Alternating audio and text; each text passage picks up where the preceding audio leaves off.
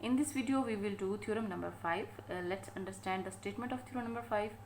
If three or more parallel lines make congruent segment on a transversal. जी आपके पास क्या है, three और मोर parallel lines हैं, तो फिलहाल यहाँ पे हमने थ्री पैरेलल लाइंस ले लिया, 1, 2 एंड 3। फर्दर इनको जो लेबल करेंगे वो यहाँ गिवन में मैं आपको बताऊंगी, लेकिन बज़ाहिर आप देखेंगे आपके पास थ्री पैरेलल लाइंस हैं। फर्दर हम क्या कह रहे हैं कि lines make congruent segment on a transversal, तो ये आपके पास क्या है, दो ट्रांसवर्सल आपने ले लिए हैं। अब फर्दर आपने क्या करना है, they also intercept congruent segment on any other line that cut them. अब वो क्या कह रहे हैं, फर्दर अगर ये जो आपने ट्रांसवर्सल लिए हैं ये क्या करेंगे, कन्ग्रुएंट इंटरसेप्ट करेंगे ऑन एनी अदर लाइन, किसी और लाइन पर भी ये क्या होगा, यानी कि अगर आपने एक ट्रांसवर्स ले लिया है, इसी तरीके से अगर आप और भी लेंगे तो वो भी सेम उसी तरीके से कन्ग्रुएंट सेगमेंट बनाएगा।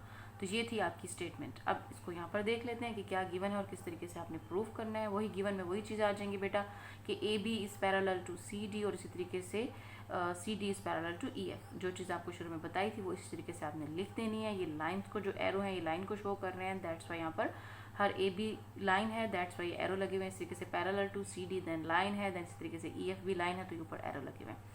जी ये आपने तीन लाइंस ले ली जो कि आपस में पैरेलल है। स्टार्टिंग में यही कही गई थी बात की थ्री और मोर पैरेलल लाइंस, तो हमने जस्ट यहाँ पर थ्री ले लेनी है प्रूफ करने के लिए। सादा भी ले सकते हैं, उनके लिए भी ये बात ट्रू होगी। देन आप क्या करें, the transversal L X intercept A B. अब हमने ट्रांसवर्सल ले लिया जो कि एल एक्स ले लिया है, वो किसको इंटरसेप्ट कर रहा है, वो ए बी को भी कर रहा है, इसी तरह सी डी लाइन को भी कर रहा है, इसी तरीके से ई एफ लाइन को भी कर रहा है। तो यही चीज़ यहाँ पर लिखी गई है, इनको इंटरसेप्ट कर रहा है एट द पॉइंट। फर्दर वो पॉइंट के नाम दे देंगे आप, एम पे इंटरसेप्ट कर रहा है, इसी तरीके से एन पे कर रहे हैं, इसी तरीके से पी पे भी कर रहा है। तो ये क्या हो जाएगा, इन सबको इन पॉइंट्स पर इंटरसेप्ट कर रहे हैं। देन हम क्या कह रहे हैं कि सच दैट जब ये इंटरसेप्ट करेंगे तो हमारे पास क्या आ रहे हैं कि M N is congruent to N P. ये जहाँ जहाँ इंटरसेप्ट कर रहे हैं ये जो सेगमेंट बन गए ये क्या होंगे, कन्ग्रुएंट सेगमेंट होंगे। यही बात उसने यहाँ पर कही थी, मेक कन्ग्रुएंट सेगमेंट। तो यही चीज़ हमने ले ली कि M N is congruent to N P. Then हम कह रहे हैं कि द ट्रांसवर्सल क्यू वाई, इसी तरीके से एक ट्रांसवर्सल ये लिया और एक दूसरा ले रहे हैं जो कि Q Y, same just like that ये भी इसी तरीके से करेगा काम जैसे कि ये कर रहा है। तो ये चीज़ हमने लिख दिया, the transversal Q Y intercept them at point R S and T respectively. Prove आपने क्या करना है, जिस तरीके से ये चीज़ अगर इंटरसेप्ट करिए तो ये लाइन सेगमेंट, थोड़ी जो सेगमेंट बन रहे हैं हमारे पास M1 और N भी कन्ग्रुएंट है। अगर हमने ये दूसरा ट्रांसवर्सल लिया तो ये भी just like that he RS भी कन्ग्रुएंट हो जाएगा ST के। ये चीज़ हमने प्रूव करनी है। तो जी टू प्रूव में आपने ये चीज़ लिख दी कि RS is congruent to ST, ये आपने प्रूव करना है। इसको प्रूव करने के लिए आपने क्या करना है बेटा, कंस्ट्रक्शन लेनी है। कंस्ट्रक्शन में हम क्या कर रहे हैं, इस चीज़ को प्रूव करने के लिए कि RS is congruent to ST, इसको प्रूव करने के लिए आपने कंस्ट्रक्शन लेनी है। कंस्ट्रक्शन में वो क्या कह रहा है कि आपने फ्रॉम आर आपने ड्रा करना है, फ्रॉम आर आप ड्रा करेंगे R U parallel to L X. आपने ये आर यू खुद से जो कंस्ट्रक्शन वही डॉटेड लाइंस में होती है, तो आर यू आपने क्या किया, पैरेलल ड्रा किया है। किसके पैरेलल ड्रा किया, एल एक्स के।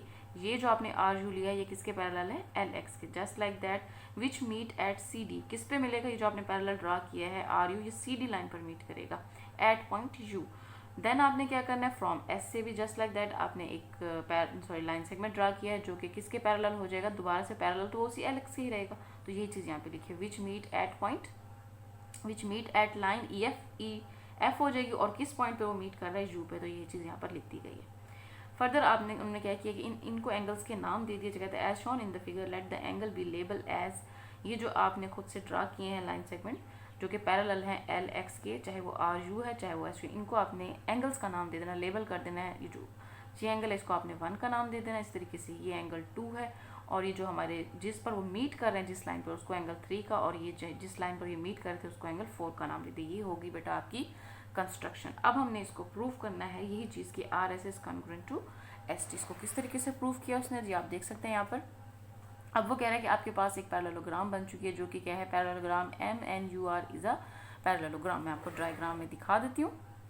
ये देखें एम एन यू आर, ये वाली आपने एक पैरेललोग्राम ले लिया। अब इस पे हम प्रूव करेंगे ये चीज़ें कुछ जिसकी मदद से हम प्रूव कर पाएंगे कि R S is congruent to S T.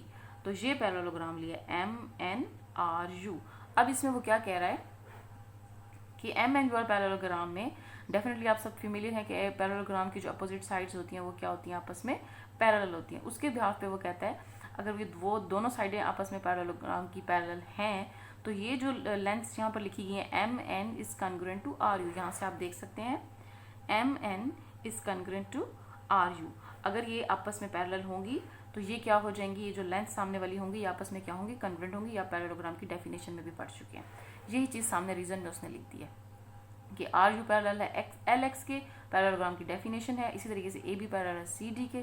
That's why therefore हमारे पास ये वाली लेंथ्स भी क्या होंगी, आपस में कन्ग्रुएंट भी होंगी, क्योंकि ये क्या है, opposite sides of a parallelogram.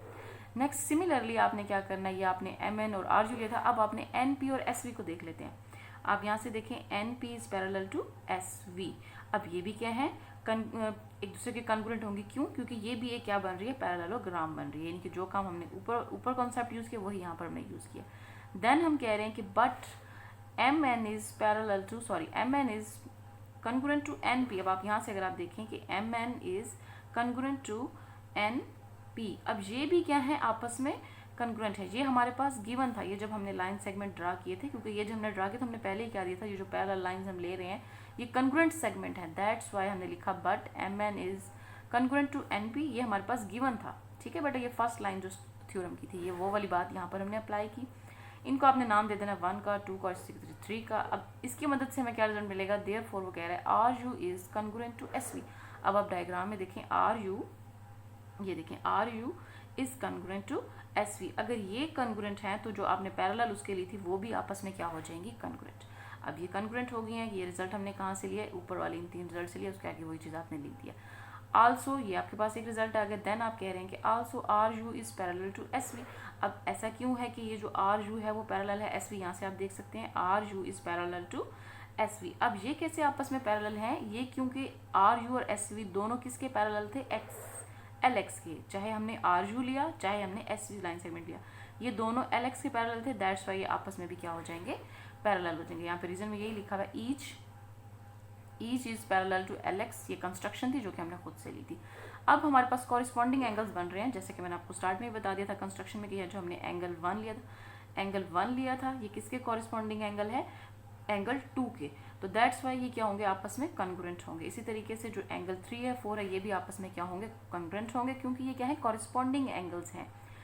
Further यहाँ तक आपका हो गया। अब आपके पास अगर आप देखें तो 2 ट्राइंगल्स बन रही हैं यहाँ पे, एक आर यू एस और दूसरी क्या बन रही है आपके पास एस वी टी। आपने इन 2 ट्राइंगल्स के दरमियान कॉरेस्पॉन्डेंस चेक कर लेनी है। उस कॉरेस्पॉन्डेंस से हमें एक रिजल्ट यानी कि मिलेगा, जिससे हम ये प्रूव कर पाएंगे कि आर एस, ये जो हमने यहाँ से लिया था आर एस और एस टी क्या हो जाएंगे, आपस में कन्ग्रुएंट। तो किस तरीके से लेना है जी बेटा, ये 2 ट्राइंगल्स हैं आपके पास, एक ये वाली ट्राइंगल और एक ये वाली।